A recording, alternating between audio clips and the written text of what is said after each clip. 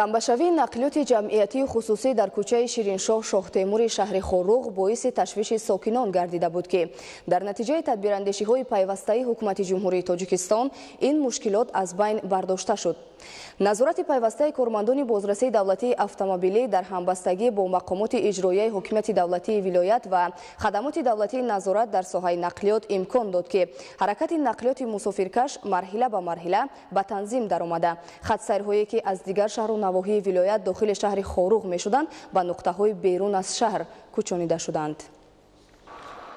تماشاوی شماره زیاد نقلیات در نزد بازار شهر خوروغ ترمینال سابق خطسیر خوروغ دوشنبه حالت حرکت نقلیات را در حدود مرکزی ولایت شهر خوروغ ناگوار گردانده بود. مسئله مذکور نه یک بار دوبار در جلسه های سطحی ولایتی مورد محاکمه قرار داده شده اخیراً موافقه گردید تا ترمینال مسافربر خطسیر خوروغ دوشنبه موقتا تا به انجام رساندن کارهای بنیادی در ترمینال نو به موضع فرودگاه کوچانده شود. یکی از پروبلم‌های اساسی مسئله حل طلب در شهر خوروغ این تنبشوی نقلیات مسافربر و بارکش در نزد بازار مرکزی و ترمینال مسافرکش بود که همه خطسیرهای در مرکز ولایت مختار کوهستان بوده در شهر خوروغ از همین ترمینال مسافرکش حرکت خود را آغاز می‌نمودند. یکی از خطسیرهای اساسی خطسیر خوروغ دوشنبه به حساب می‌رفت که ترمینال مسافرکش را خطسیر خوروغ دوشنبه اش را گرفته موقتا ما به ایستگاه فرودگاه آوردیم و تا آماده گردیدن همین ترمینال سیاد که در منطقه محله تیم جایگیر است قریب یک ماه در فرودگاه تکنیکا و واسطه های نقلیات رو جایگیر نمودیم و آمادگی برای